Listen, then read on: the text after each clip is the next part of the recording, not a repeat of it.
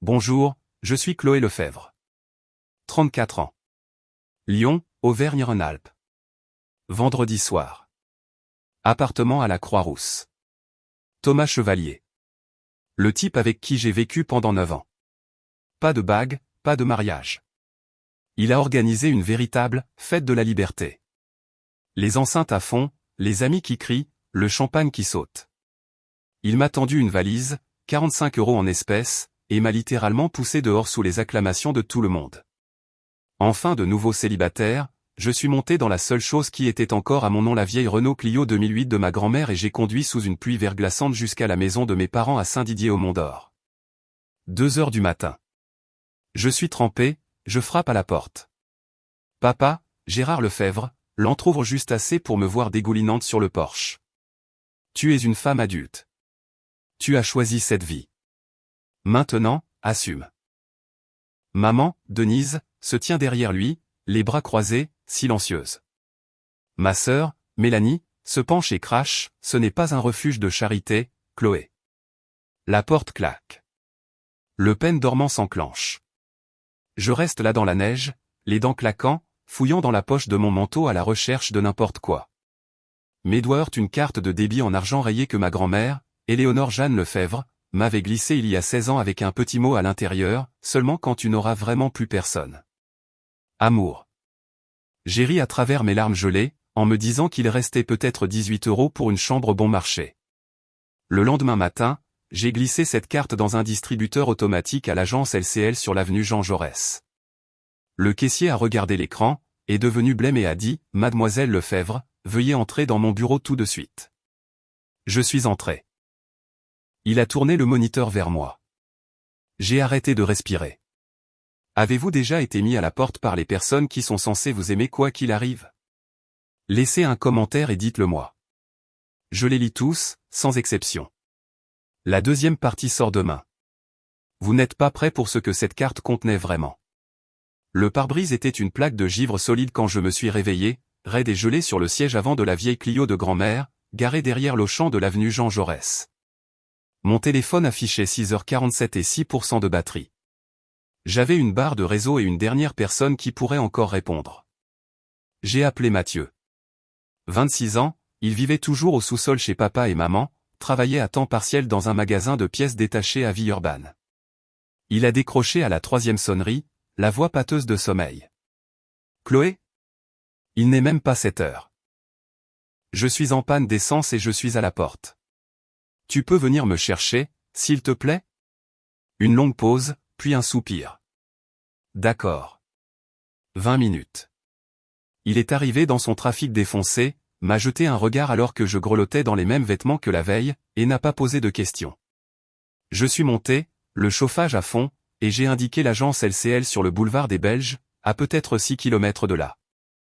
Je ne lui ai pas dit pourquoi nous allions à la banque, je devais juste voir si la carte de grand-mère fonctionnait toujours. À l'intérieur, le hall sentait le café brûlé et l'eau de Javel. Je suis allé directement au comptoir et j'ai fait glisser la carte de débit argentée et rayée. Le nom dessus indiquait « Éléonore J. Lefebvre, accès fiducie ». Monsieur Dubois, un homme mince avec des lunettes à monture métallique et un badge qui avait connu des jours meilleurs, a pris la carte. Il l'a passée une fois, a froncé les sourcils, l'a repassée. Son visage a perdu sa couleur si vite que j'ai cru qu'il allait s'évanouir. Mademoiselle Lefebvre? Sa voix s'est brisée. Pourriez-vous venir avec moi, s'il vous plaît? Il m'a conduite au-delà de la file des guichets jusqu'à un petit bureau privé.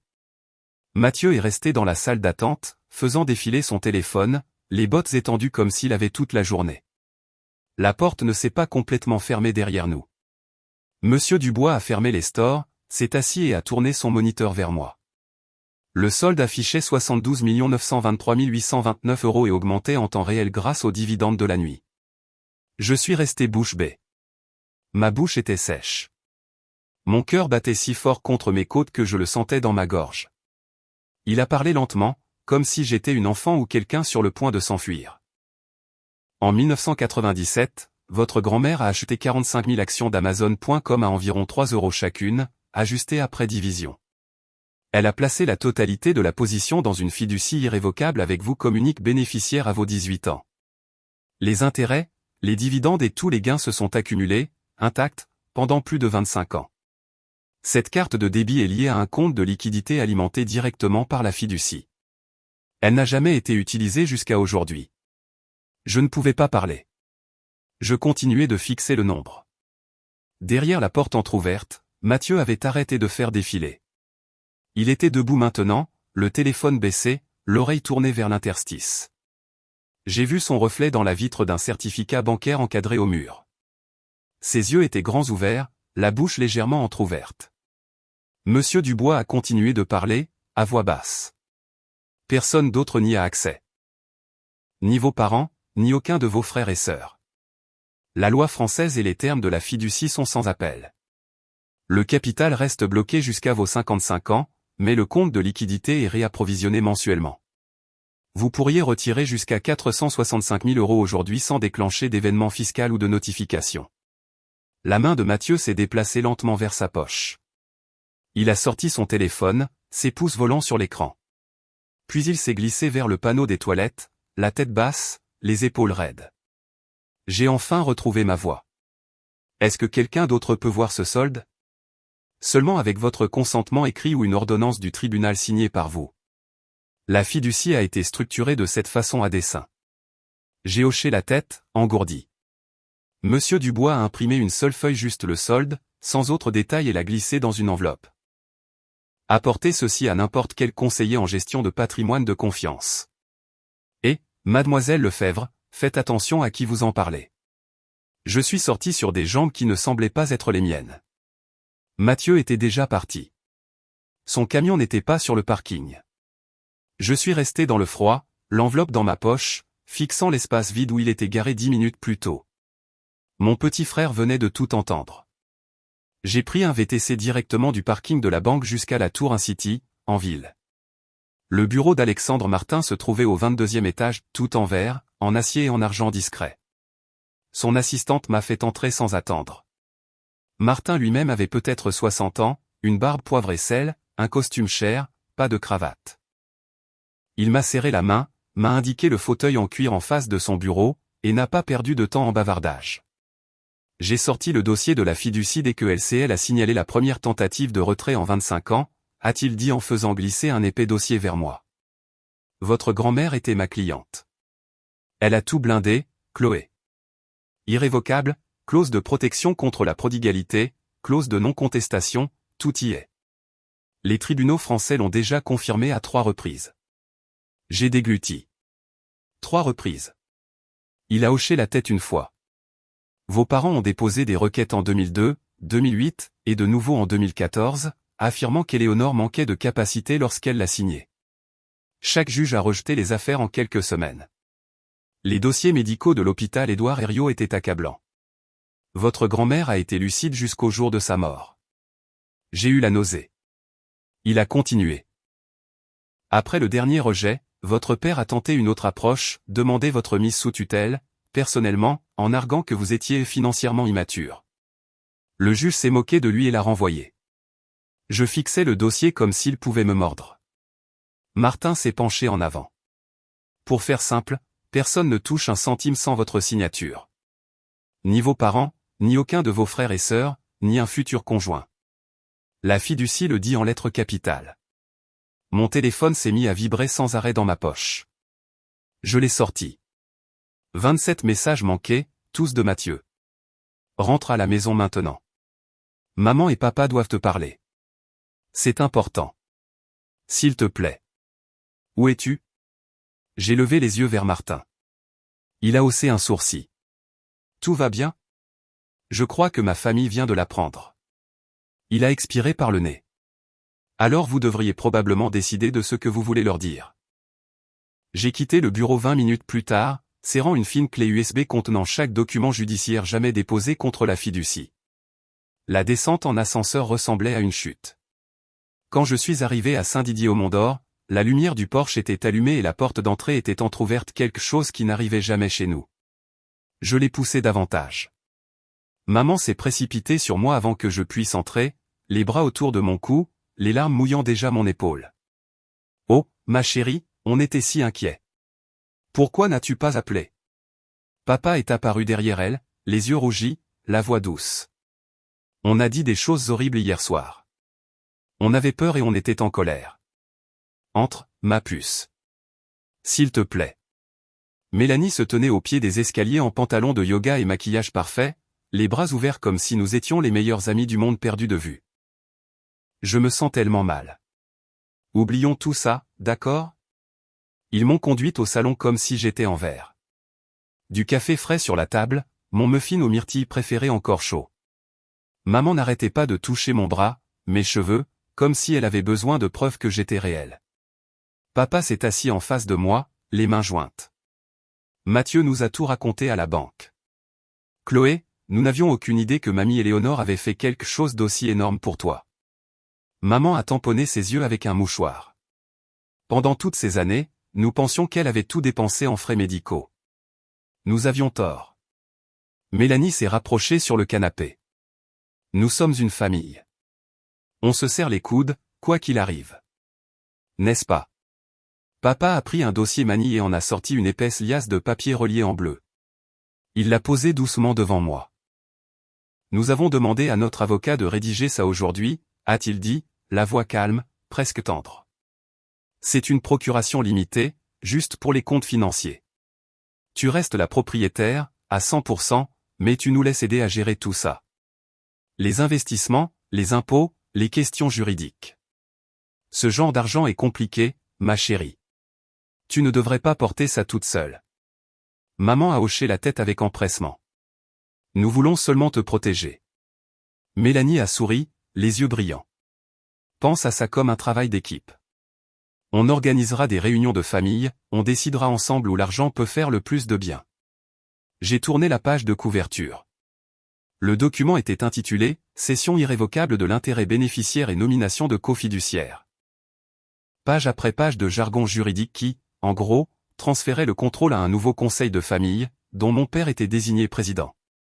Mon pouls martelait à mes oreilles. J'ai levé les yeux. L'expression de papa était de la pure préoccupation. Ce n'est que de la paperasse, Chloé. Tu signes, on le dépose, et plus personne n'aura jamais à s'inquiéter. Maman s'est penchée et m'a serré la main. On t'aime. C'est tout ce que ça veut dire. Mélanie a ajouté dans un murmure, on est si fiers de toi. La pièce sentait le café, la myrtille et quelque chose de pourri en dessous. J'ai refermé le dossier. Toutes les sonnettes d'alarme dans mon corps hurlaient. Je suis sorti du bureau de Martin avec le dossier sous le bras et j'ai roulé directement jusqu'à Saint-Didier-au-Mont-d'Or. La porte d'entrée s'est ouverte avant même que je coupe le moteur.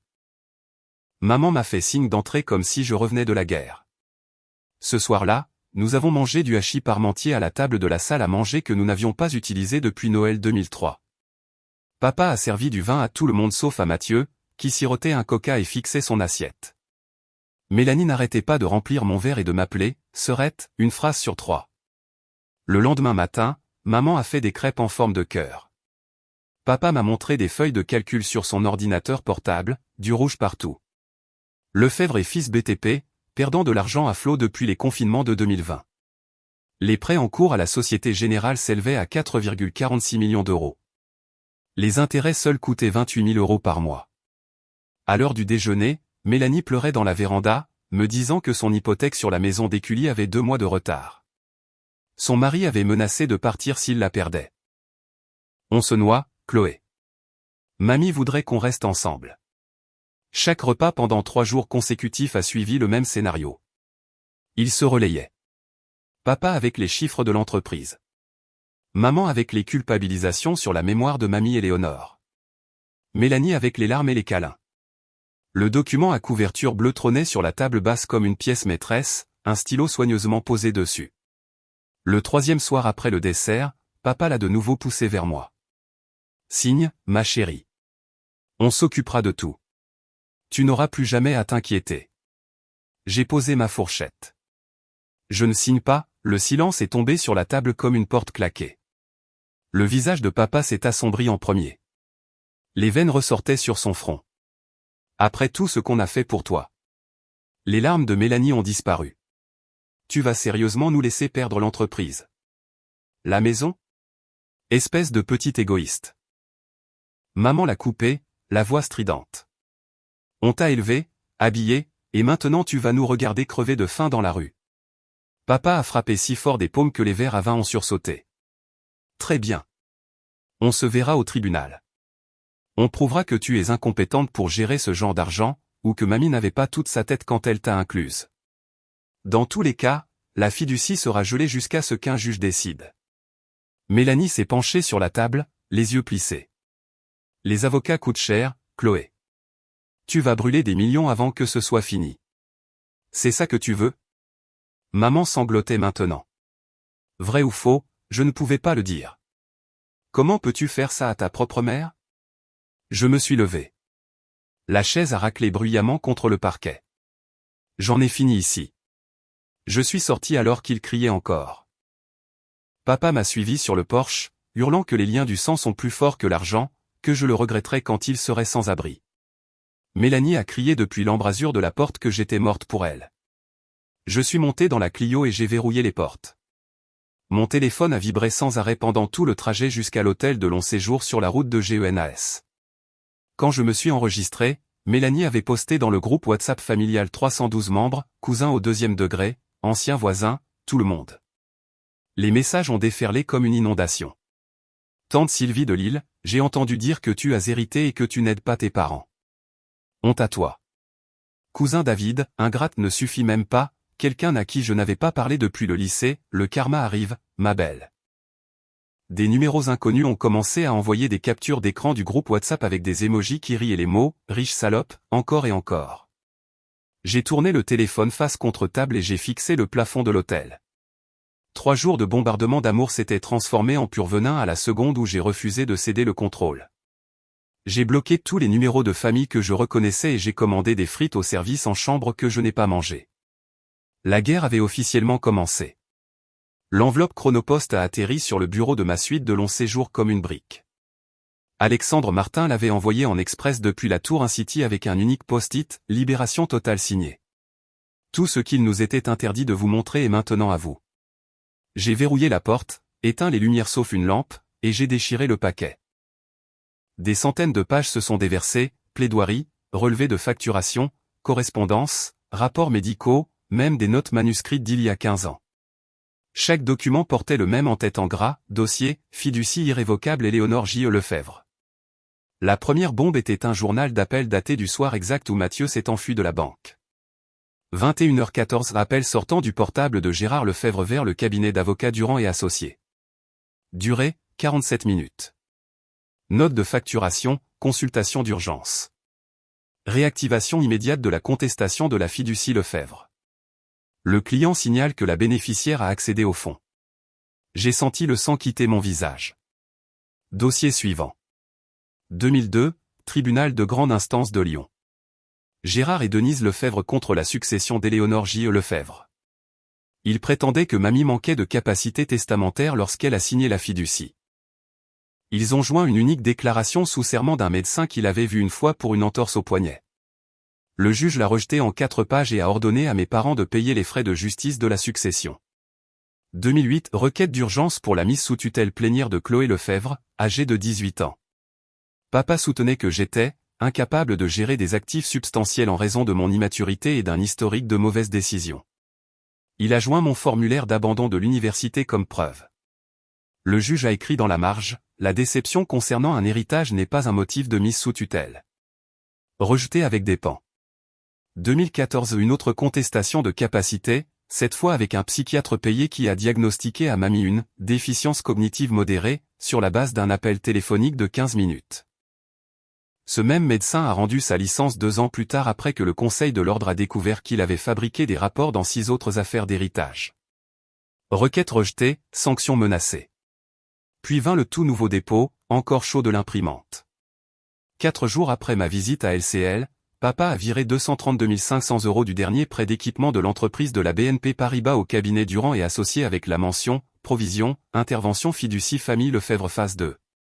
2 jours plus tard, 279 000 € supplémentaires sont allés à un grand cabinet parisien spécialisé dans les litiges complexes de patrimoine familial. Leur requête d'urgence scellée demandait au tribunal de geler toutes les distributions de la fiducie jusqu'à ce qu'une audience puisse déterminer si j'étais soumise à la coercition ou à une influence indue, et CID, co-fiduciaires familiaux devaient être nommés pour la protection de la bénéficiaire. Ci-jointes se trouvaient des projets de déclaration prêts à être signés. Gérard Lefebvre, jurant que j'avais un schéma documenté de dépendance financière et de volatilité émotionnelle. Denise Lefebvre, affirmant que j'avais menacé de m'enfuir à 16 ans parce qu'il ne voulait pas m'acheter de scooter. Mélanie Lefebvre, prête à témoigner que j'étais incapable de vivre de manière indépendante sans un soutien tiers significatif, citant ma relation de 9 ans avec Thomas comme preuve de mauvais jugement.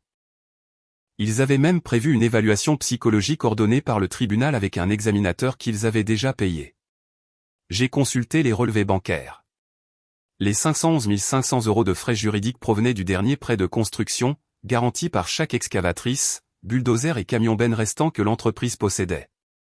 Papa avait hypothéqué les machines qui avaient construit la moitié des ponts du Rhône juste pour essayer de voler ce que mamie m'avait laissé. J'ai étalé les pages sur la moquette comme la carte d'une scène de crime. 15 ans. 15 ans de poursuite judiciaire pendant que mamie était en vie. D'autres quand j'ai eu 18 ans. D'autres quand elle est morte. Et au moment où Mathieu leur a dit le vrai chiffre, papa a brûlé la dernière bouée de sauvetage de l'entreprise pour embaucher les requins les plus chers de France. J'ai ouvert mon MacBook, créé un nouveau disque crypté et commencé à numériser. Page après page, chaque mensonge, chaque signature falsifiée, chaque euro qu'ils ont dépensé pour essayer de prendre ce qui ne leur avait jamais appartenu. Mes mains tremblaient si fort que les 10 premières numérisations étaient de travers. J'ai dû recommencer. Quand j'ai fini, l'horloge indiquait 4h07. Je me suis assise par terre, entourée de papier et de rage. Ils ne m'avaient jamais vu comme une fille, une sœur, une petite fille. Ils me voyaient comme un coffre-fort qu'ils n'avaient pas encore réussi à forcer. J'ai fermé l'ordinateur portable. Le prochain paquet que j'enverrai n'irait pas à un cabinet d'avocats. Il irait à des gens qui portent des brassards de police. Et il serait anonyme. Je n'ai jamais dormi plus de 3 heures d'affilée après la nuit où j'ai fini de numériser les dossiers. Chaque scan, chaque facture surlignée, chaque virement bancaire vivait derrière mes yeux quand je les fermais. J'ai constitué le dossier de dénonciation comme un démineur construit quelque chose qui doit exploser une seule fois et ne jamais être tracé. J'ai engagé un comptable de Lille sous une SARL enregistrée au Luxembourg. Je l'ai payé avec des chèques de banque postés depuis 3 villes différentes. Il a produit un rapport d'expertise de 180 pages avec des annexes qui ressemblaient à une thèse de fin d'études, sociétés écrans enregistrées au nom de cousins qui n'avaient jamais tenu un marteau, fraude aux avenants sur des chantiers de la DIR Centre-Est, dépôt en espèces dans les 48 heures suivant chaque faux paiement d'avancement, et une magnifique toile d'araignée montrant comment l'argent sale revenait blanchi par des contrats de location d'équipements qui n'avaient jamais existé. J'ai ajouté l'historique complet des attaques contre la fiducie, chaque requête rejetée, chaque menace de sanction, chaque euro que papa avait saigné de l'entreprise pour combattre la dernière volonté de mamie. Lorsque le disque final a été crypté avec une phrase de passe de 256 caractères que j'ai mémorisé puis brûlé, j'ai conduit jusqu'aux pentes de la Croix-Rousse à 2h43, je me suis garé à 2 rue du Palais de Justice, et j'ai déposé 2 enveloppes matelassées identiques dans la boîte aux lettres jaunes de la rue des Capucins. Une adressée au bureau de la Direction Générale des Finances Publiques à Paris. Une au bureau de la Police Judiciaire de Lyon, à l'attention de la Brigade Financière. Pas d'empreinte digitale, pas d'ADN, pas d'adresse de retour. Puis j'ai de nouveau disparu. 61 jours plus tard, j'étais dans le rayon des céréales au carrefour de l'avenue Berthelot quand tous les téléphones du magasin se sont mis à sonner en même temps. Le mien en premier. Alerte France 3 Rhône-Alpes Info. Je l'ai ouverte et j'ai failli laisser tomber mon panier. Image en direct d'un hélicoptère. Une douzaine de voitures banalisées et 2 voitures de la police nationale bloquant l'entrée de Lefebvre et Fils BTP sur la route de Vienne à Lyon. Des agents en civil avec des brassards, police, en sont sortis, portant des béliers et des boîtes de scellés. Papa se tenait sur le trottoir dans son polo gris de l'entreprise, les mains menottées dans le dos, fixant le sol pendant qu'une agente lui lisait ses droits. En moins d'1 heure, le procureur de la République a dévoilé la mise en examen pour 58 chefs d'accusation, escroquerie en bande organisée, blanchiment d'argent, association de malfaiteurs, fraude fiscale, tout y était. Valeur estimée du montage, 11,53 millions d'euros sur 14 ans. Tous les comptes de l'entreprise ont été gelés avant midi. Les avis de saisie pénale ont été enregistrés au greffe du tribunal à 12h07. Des saisies ont été effectuées sur la maison, le chalet dans le Vercors, les bateaux, la multipropriété à Biarritz. Même le Scénic 2019 de maman. Le même après-midi, 2 huissiers de justice ont scotché un avis de saisie sur la porte d'entrée de la maison de Saint-Didier-au-Mont-d'Or pendant que maman regardait par la fenêtre en peignoir. Le mari de Mélanie, Romain, a demandé le divorce le lundi matin suivant à 8h02. Je connais l'heure exacte parce que le dépôt est apparu en ligne sur le registre du tribunal.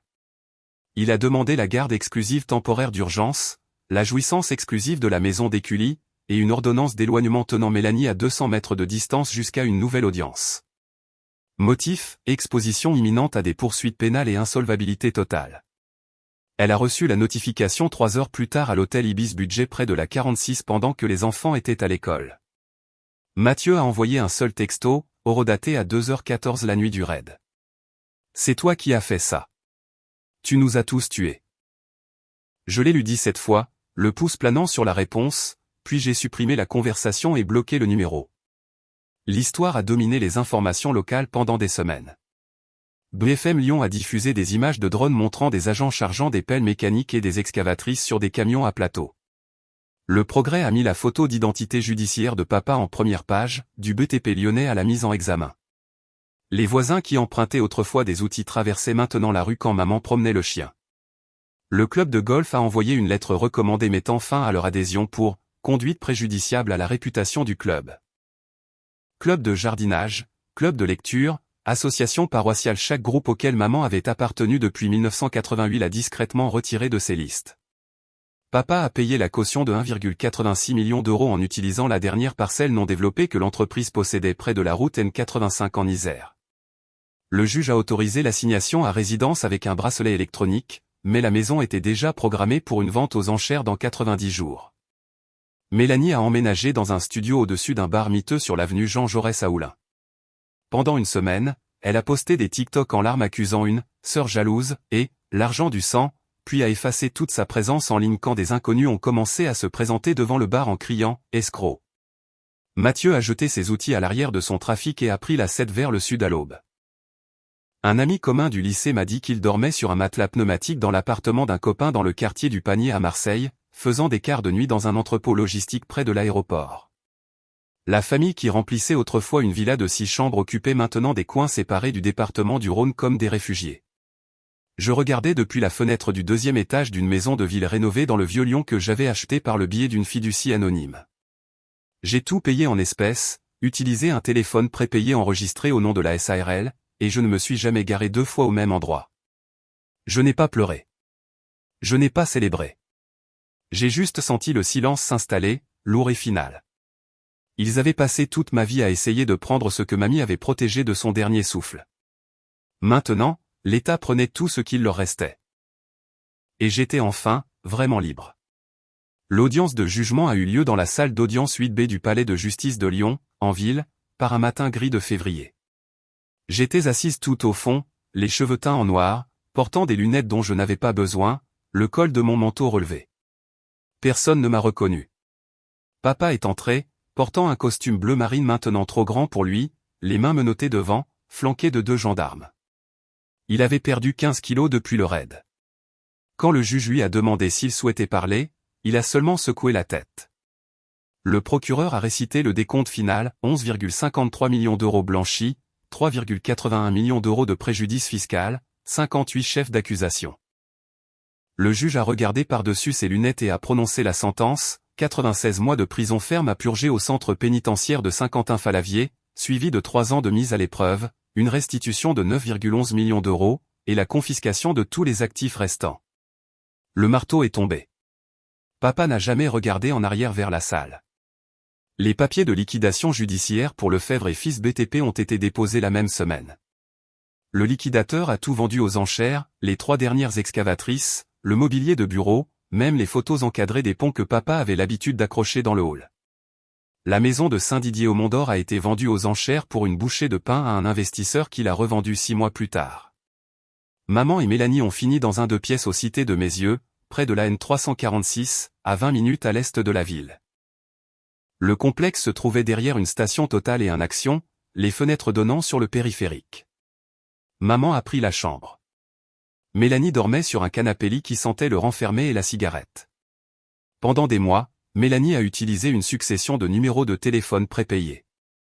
D'abord, il y a eu les textos de supplication. Chloé, s'il te plaît, l'avocat pour l'appel a besoin d'une autre avance de 14 000 €. Je suis ta sœur. Le sang reste le sang. Puis le ton a changé.